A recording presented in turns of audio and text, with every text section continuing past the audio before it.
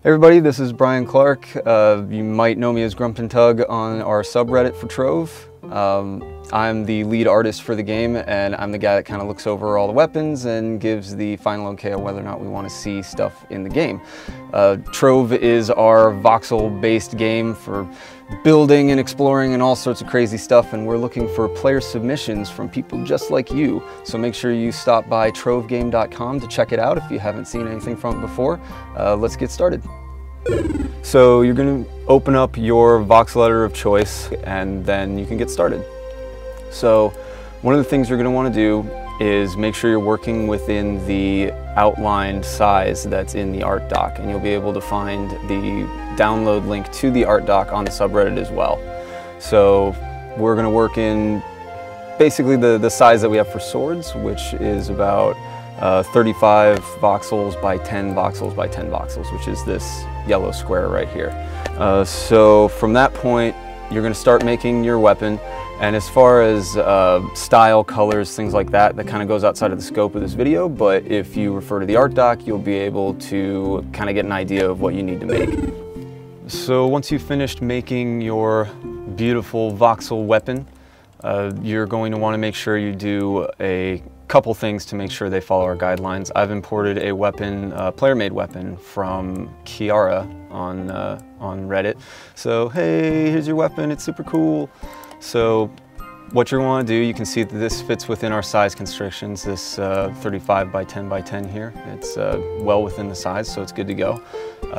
You want to make sure your weapon is pointing, in this case it's an umbrella, so whatever, but if you've got a bladed weapon or anything like that, you want it blade down, facing down the forward axis, and you're going to want to make sure you have an attachment point here, this pink dot right here on the handle. And this is really important because this is the piece that actually connects it to the player. It's going to tell the game this is the part of the weapon that the player is going to hold. So this needs to actually be a RGB value of 2550-255. So it's going to be a hot pink color. If it's even off by one number value, it won't work in game. So you want to make sure that's correct so that we don't have to send it back to you. Also, if you grab the art doc, there are a few files in there that are the scale files for the player character, and you'll be able to use that as sort of a reference. Just kind of move it in place, and you'll get a good idea of whether or not it's going to look right when the player's holding it, if it's kind of the wrong size, if it's too big, too small, things like that. So this actually comes out to a pretty good size, and that's why we accepted it.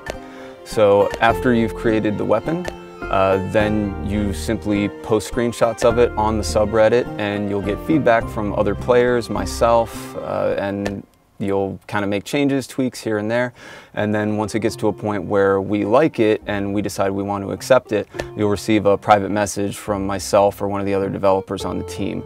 And from that point, you'll email your files to us for final processing, where we'll give it a final look over. We're going to want one of the listed file types that we accept from, that are listed in the art doc, but those file types are QB, Vox, KV6, VXL, BinVox, and RawVox. Any one of those we'll accept and be able to convert over into our proprietary format for the game. The rewards that you get for an accepted submission are 1,000 in-game credits, a special hat, your name tied to the tooltip on the item in-game, and if you don't have access to the game, you get an alpha key. So that's basically it. It's really simple and fun to do, so get out there and start making whatever you want to make.